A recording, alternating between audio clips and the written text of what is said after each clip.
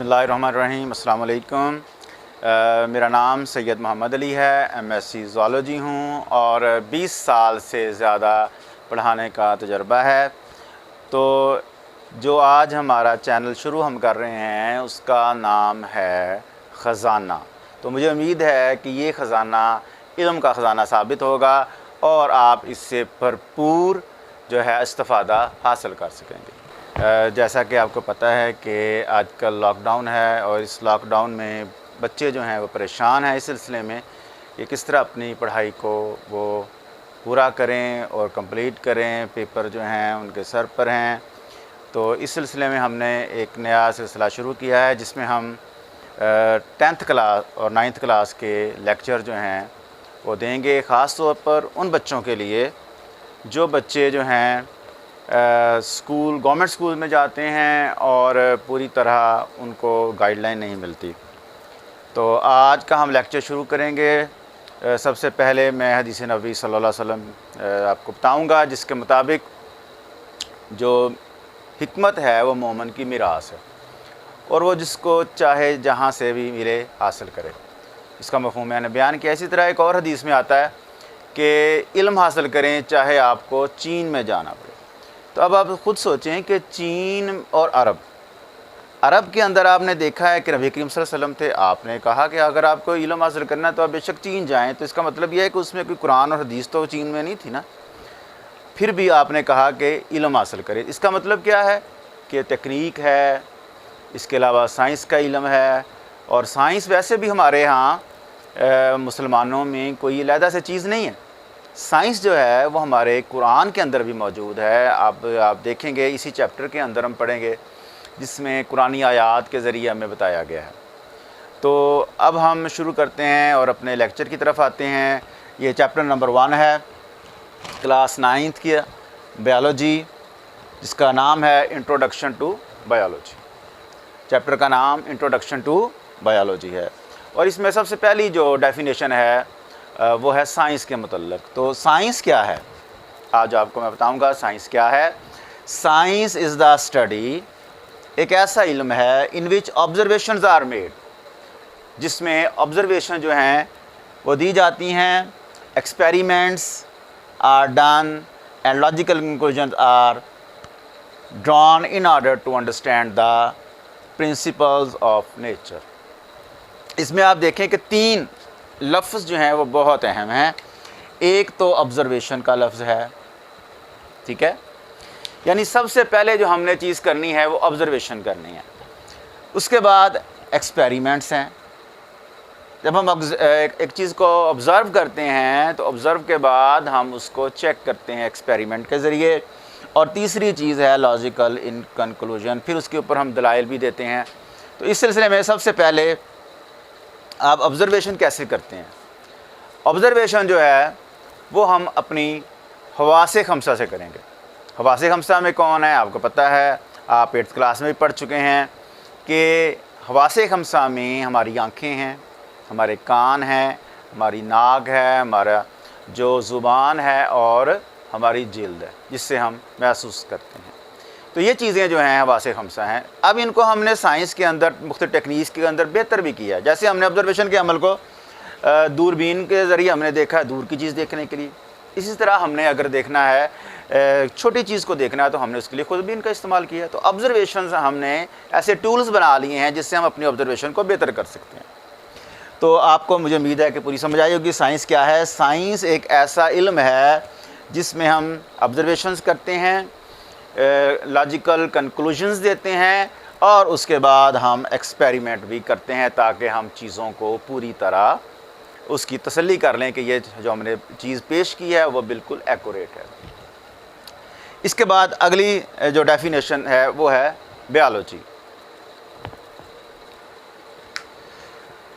Biology क्या है?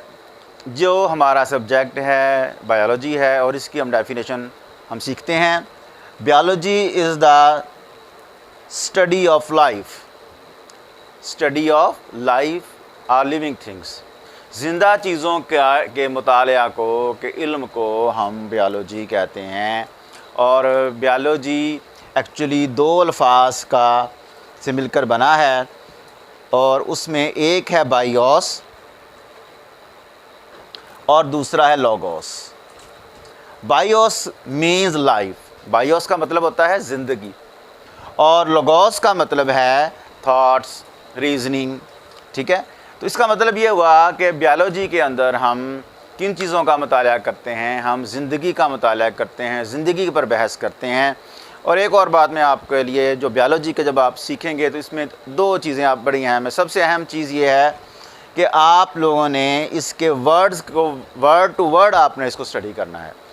जब आप वर्ड के मीनिंग को समझ जाएंगे तो फिर आपको वो चीज़ भूलेगी नहीं। जैसा कि हमने बायोलॉजी दो अल्फाज का मफ़हूम है, एक बायो और दूसरा लोगोस। बायो मीन ज़िंदगी एंड लोगोस मीन रीजनिंग। तो इस तरह से हम अब जब भी आएंगे टर्मिनोलॉजी सीखेंगे बायोलॉजी की, इसमें हम सबसे पहले क्या करेंगे कि हम जो काम करेंगे वो ये है कि सीखेंगे कि अल्फाज का मतलब क्या है, अल्फाज का मतलब क्या है। अब हम नेक्स्ट पे आते हैं। ये दो चीज़ें हमने डेफिनेशन थी। इसके बाद जब बायोलॉजी का इल्म शुरू हुआ तो इसमें पहले इसकी डिविजन्स के पर मुश्तमिल था। 3 इसकी डिविजन्स थी। नंबर 1 जो थी वो थी ज़ूलॉजी। ज़ूलॉजी क्या है? Zoology is the study of animals, study of animals. Zoo से है, ज़ू आप देखते हैं, बच्चे छोटे छोटे जाते हैं, उनको पता है कि ज़ू का मतलब क्या है। ज़ू वो चिड़ियाघर के जाते हैं, और चिड़ियाघर में क्या होता है, जानवर होते हैं। तो इसी से है कि ज़ूलॉजी का मतलब है स्टडी ऑफ एनिमल्स। उसके बाद अगली जो डिवीज़न है उसको हम कहते हैं botany, study of plants. Botany क्या है? It is the study of plants. इसमें हम पौधों के इल्म के बारे में जानते हैं, पौधों के मतलब खसूसियात को जानते हैं, उनके क्लासिफिकेशन का मतलब देखें, ये सारी चीज़ें हम बॉटनी में पढ़ते हैं। तीसरी डिवीज़न जो है वो है माइक्रोबायोलॉजी। माइक्रोबायोलॉजी क्या है? माइक्रो, ये भी आप लफ्ज़ पे आ जाएं, माइक्रो का मतलब छोटा और बायोलॉजी का मतलब ज़िंदगी, छोटी ज़िंदगी, यानी micro organism. Study of micro organism को हम माइक्रो बायोलॉजी कहते हैं। और इसमें एक मिसाल बैक्टीरिया की है। इसके अलावा आप पढ़ेंगे आगे छोटे जानदार हैं, जैसे प्लाज्मोडियम है जो मलेरिया का बायस बनता है, वो भी इसी छोटे जानदारों में शामिल है। इसके बाद ये 3 डिविजन्स हो गई, तो मेरा ख्याल है आपको अच्छी तरीके समझ आई होगी। इसके अलावा आप ये देखिएगा कि आप कमेंट्स के अंदर हमें ज़रूर बताइएगा कि जो कमेंट्स में आप हमें बताइएगा कि कोई प्रॉब्लम है आपको, जो चीज़ है, फिर हम उसको और बेहतर करेंगे। और इसके अलावा आपने हमारे चैनल को ज़रूर आप सब्सक्राइब करें, बेल आइकॉन जो है उसके आप सामने आए, उसको आपने ज़रूर उसको आपने क्लिक करना है, ताकि जो भी नया लेक्चर आए वो आप आसानी से आपको उसका नोटिफिकेशन आ जाए और आप उसको फौरी से इसको समझ सकें और पढ़ सकें। इसके बाद नेक्स्ट है, अब हम आते हैं ब्रांचेस ऑफ बायोलॉजी। ब्रांचेस जो हैं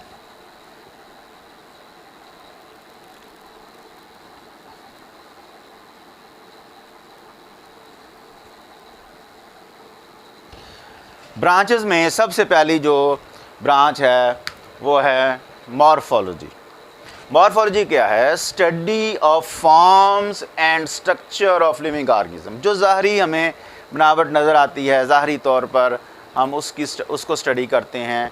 तो ये बायोलॉजी की वो शाख है जिसमें हम फॉर्म्स को देखते हैं जानदारों की, जो हमें उनके स्ट्रक्चर के मतलब जानते हैं, तो फ़ौरन हमें पहचान जाते हैं। जैसा कि हम देखते हैं कि घोड़ा है तो हम बड़ी आसानी से देखते हैं, उसकी फीचर्स हमें पता लगता है कि घोड़ा है।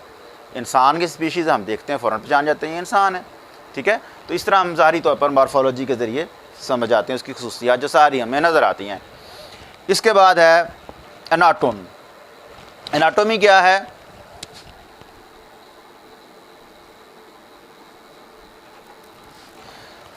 Anatomy is the study of internal structures.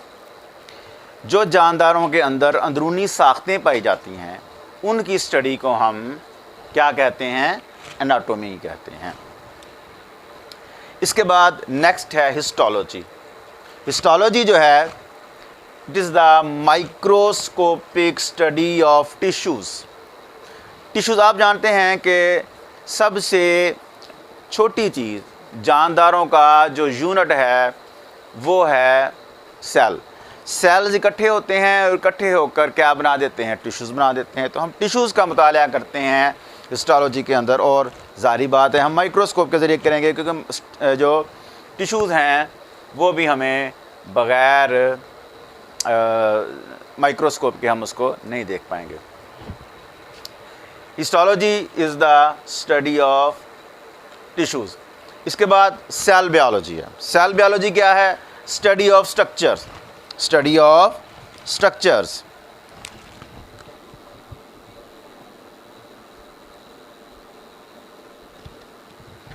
And functions of cells and cell organelles. This is also deals with the study of cell division. इसमें आप देखें कौन कौन सी चीज़ें हम स्टडी करेंगे। इसमें सबसे पहले जो है, अगर हम आएँ तो स्ट्रक्चर, हम सेल का स्ट्रक्चर और उसका फंक्शन। स्ट्रक्चर से आप समझते हैं उसकी साख्त है कि उसमें किस चीज़ की बनी हुई है, कैसे बनी हुई है। फंक्शन, उसका काम क्या है सेल का। जैसे हम देखते हैं मुख्तलिफ सेल्स जो हैं उनके मुख्तलिफ फंक्शंस होते हैं। जैसे अब अगर हम देखते हैं कि एक किडनी है, इस किडनी के अंदर जो सेल्स हैं उनका काम ज़ाहिर बात है रिलेटेड होगा फिल्ट्रेशन के साथ, ठीक है ना। तो ये इस तरह हम देखते हैं फंक्शन उसका। इसके बाद जो चीज़ है वो है उसके ऑर्गेनेल्स। तीसरी चीज़ जो हम इसमें समझते हैं वो ऑर्गेनेल्स हैं। ऑर्गेनेल्स क्या हैं? ऑर्गेनेल्स एक्चुअली जैसे एक हमारी बॉडी है, इसके अंदर ऑर्गन्स होते हैं। हम देखते हैं ऑर्गन्स में हमारे दिल है, जिगर है, किडनीज़ हैं। इसी तरह सेल के अंदर न्यूक्लियस होता है, माइटोकॉन्ड्रिया होती है, सेल मेम्ब्रेन होती है। इनकी स्टडीज़ ये ऑर्गेनेल्स कहलाते हैं। तो इनकी हम स्टडी को सेल बायोलॉजी कहते हैं। दोबारा आप देख लें, सेल बायोलॉजी में 3 चीज़ें हैं। नंबर 1 स्ट्रक्चर है, नंबर 2 फंक्शन है, एंड देन सेल ऑर्गेनेल्स हैं। तो ये चीज़ें जो हैं ये सेल बायोलॉजी कहलाती हैं। नेक्स्ट जो है वो है फिजियोलॉजी। फिजियोलॉजी जो है is the study of functions of different parts of living organism. क्या है? फंक्शन ऑफ डिफरेंट पार्ट्स, यानी एक ऑर्गेनिज्म जो होता है, ऑर्गेनिज्म में हम उसके जो मुख्तलिफ हिस्से हैं बॉडी के वो कैसे अपना काम करते हैं, उसको हम कहते हैं फिजियोलॉजी। नेक्स्ट है जेनेटिक्स। जेनेटिक्स क्या है? This is the study of genes and their role in inheritance. क्या है? स्टडी ऑफ जीन्स है, study of genes. Study of genes जो हैं और रोल उसका इनहेरिटेंस के अंदर। जीन्स क्या होते हैं? जीन्स एक ऐसा यूनिट है हमारे जिस्म के अंदर जो कि मुख्तलिफ़ खसूसियात को कंट्रोल करता है। मिसाल के तौर पर आपके आई कलर है, आई कलर को जो चीज़ कंट्रोल करे, किसी का ब्लू कलर होता है, किसी का ब्लैक या ग्रे होता है, उस कलर को। इसी तरह बाल हैं, बाल ब्राउन होते हैं बाल, या ब्लैक होते हैं बाल। उन बालों को, उन हेयर्स को जो चीज़ कंट्रोल करती है वो जीन्स होते हैं। तो इसकी स्टडी को हम जेनेटिक्स कहते हैं। इसके अलावा इनहेरिटेंस, ये जो खसूसियात आती हैं ये हमें विरासती तौर पर आती हैं। इनहेरिटेंस का मतलब होता है विरासत। तो जो हमें विरासत में मिलता है, विरासत में हमें कहाँ से मिलता है? विरासत में हमें मिलते हैं हमारे वालिदैन से। बाज़ औक़ात हमें पीछे से हमारे नाना से या दादा से भी आ सकता है। तो ये चीज़ जो है जेनेटिक्स होती है। जेनेटिक्स क्या है? स्टडी ऑफ जीन्स, और उनका किरदार होता है जो इनहेरिटेंस में, उसको हम स्टडी करते हैं। अब हम देखते हैं इनहेरिटेंस क्या है। Inheritance means the transmission of characteristic from one generation to another. एक नस्ल से दूसरी नस्ल में, जैसा कि दादा से बेटे, दादा था उसके बेटे में आया, उसके बेटे से उसके पोते में आया। तो ये चीज़ें जो खसूसियात हैं उसको हम कहते हैं inheritance, transmission of characteristic of from one generation to another. तो इसके अलावा हम देखते हैं कई बार हम जो बच्चे होते हैं, छोटे बच्चे होते हैं, तो वो कहते हैं जी ये तो बिल्कुल जो है ये बच्चा जो है इसकी नाक तो अपने चचा के ऊपर है या अपने मामा के ऊपर है। तो ये चीज़ें हमें क्या क्या होती हैं? एक्चुअली ये करैक्टर होते हैं जो हमें वालिदैन से या हमारे करीबी रिश्तेदारों से मुंतकिल होते हैं हमें। इसको हम कहते हैं इनहेरिटेंस। नेक्स्ट है एम्ब्रियोलॉजी। एम्ब्रियोलॉजी क्या है? Study of development of an embryo to new individual. नए फ़र्द में डेवलप हो जाना एक एम्ब्रियो का एम्ब्रियोलॉजी कहलाते हैं। इसके लिए आपको मैं आसानी के समझाने की कहूँगा कि जैसे कि आप देखते हैं कि एक बीज होता है, इस बीज के अंदर एक नन्हा सा पौधा होता है, उस नन्हे से पौधे को हम एम्ब्रियो कहते हैं। फिर उसी से वो जब उसको कंडीशन जो हैं उसको सूटेबल मिलती हैं, तो वो जब हम उसको बोते हैं, इसको पानी, नमी, ऑक्सीजन मिलती है, तो उसके नतीजे में वो नन्हा सा पौधा बाहर आता है, उसके पत्ते, जड़ें, तना वगैरह बनता है, और जब तक वो बीज के अंदर रहता है वो एम्ब्रियो कहलाता है। इसी तरह आपने देखा होगा, हम शायद ख़ास तौर पर वो बच्चे जो अपने चक में, गांव में रहते हैं, वहाँ पर आप देखते हैं कि मुर्गियों के नीचे हम अंडे रखते हैं, उन अंडों से चूज़े निकल आते हैं। हालांकि हमने उससे पहले खाया होता है अंडा, उस अंडे के अंदर हमें कोई चूज़ा नज़र नहीं आता, लेकिन एक्चुअली उसके अंदर जो फर्टिलाइज्ड एग होता है उसके अंदर एक एम्ब्रियो मौजूद होता है। तो होता क्या है कि जब उसको मुनासिब टेम्परेचर मिलता है तो वो एम्ब्रियो जो है वो डेवलप होता है और एक पूरा चूज़ा जो है वो बाहर आ जाता है। आप देखते हैं कि उसके हर चीज़ उसके अंदर मौजूद है, आँखें, उसके पार, उसकी टांगें, ये मौजूद होती हैं जब वो अंडे से बाहर आता है। जब तक वो ऑर्गेनिज़म जो है वो अंडे के अंदर रहेगा तब तक वो एम्ब्रियो कहलाता है। तो इसकी स्टडी को हम एम्ब्रियोलॉजी कहेंगे। यूँ समझ सकते हैं कि आप फर्टिलाइजेशन से के बाद, फर्टिलाइज्ड एग होने के बाद जो उसमें तब्दीलियाँ आती हैं और उस तब्दीलियों के नतीजे में इंडिविजुअल जो है वो आउट ऑफ द एग आ जाता है, तब तक वो एम्ब्रियो कहलाता है, और यह स्टडी को हम एम्ब्रियोलॉजी कहते हैं। नेक्स्ट है taxonomy. Study of naming and classification. Study of naming and classification of organisms into groups and सब ग्रुप्स। इसमें दो चीज़ें हमने पढ़नी हैं, ये एक नया नाम है आम बच्चों के लिए। तो इसमें टैक्सोनॉमी टैक्सा से है, और इसमें हम क्या करते हैं, एक तो हम नाम देते हैं, साइंटिफिक नाम देते हैं चीज़ों को। इसके अलावा फिर हम उसकी क्लासिफिकेशन करते हैं, उनको ग्रुप्स में और सब ग्रुप्स में उनको डिवाइड करते हैं। और इसके बाद जो चीज़ है कि हम ये मुकम्मल स्टडी को हम टैक्सोनॉमी कहेंगे। तो दो चीज़ें इसमें हम, एक तो साइंटिफिक नाम देते हैं, हम देखते हैं कि एक चीज़ है मुख्तलिफ़ इलाक़ों में उसका मुख्तलिफ़ नाम होते हैं। जब हम स्टडी करते हैं, रिसर्च करते हैं, तो ज़ाहिरी बात है एक ज़ुबान में जो शख्स स्टडी कर रहा है, जो साइंटिस्ट स्टडी कर रहा होगा, रशिया वाला, तो उसको फ्रेंच तो नहीं समझ सकता ना। तो इसलिए ये ज़रूरत पेश आई कि हम एक साइंटिफिक नाम दे दें एक जानदार का, एक या पौधे का या जानवर का। तो जब हम उसको पब्लिश करेंगे तो हर बंदे को पता होगा कि वो किसके बारे में बात हो रही है। जैसा कि इंसान है, इंसान को हम होमियो सैपियंस कहते हैं, तो वो साइंटिफिक नेम के अंदर हम जब रिसर्च लिखेंगे, कोई रसाला लिखेंगे, पब्लिश करेंगे, तो उसमें वही नाम आएगा। इसके अलावा हम जानदारों को ग्रुप्स में और सब ग्रुप्स में तकसीम करते हैं ताकि हम आसानी से उसकी स्टडी कर सकें। इसको हम कहते हैं टैक्सोनॉमी।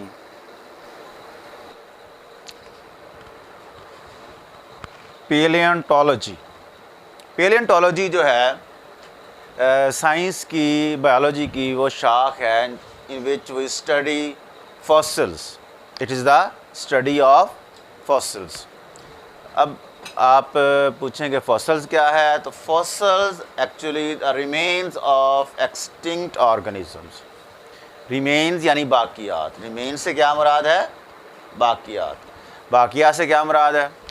जब कोई जानदार मिसाल के तौर पर किसी दरिया में या किसी और जगह पर किसी चट्टान के नीचे आकर दब जाता है, उस पर मिट्टी वगैरह पड़ती चली जाती है और वहाँ से दरिया ख़त्म हो जाए, समंदर ख़त्म हो जाए, उसके नीचे बाज़ का फिर हम खुदाई करते हैं। खुदाई के नतीजे में वहाँ से हमें उसके निशान नज़र आते हैं या उसका कोई हमें ढांचा की सूरत में मिलता है, वो हम उसको फॉसिल्स कहते हैं। तो फॉसिल्स क्या है? Remains of extinct organisms. अब इसके बाद नेक्स्ट है environmental biology. Environmental biology is the study of interactions between organisms and their environment. Environmental biology क्या है? ये स्टडी है किस चीज़ की? जानदार और उसके माहौल के दरमियान जो उसके तामुलात हैं, उसके जो ताल्लुकात हैं, उसकी स्टडी को हम एनवायरमेंटल बायोलॉजी कहते हैं।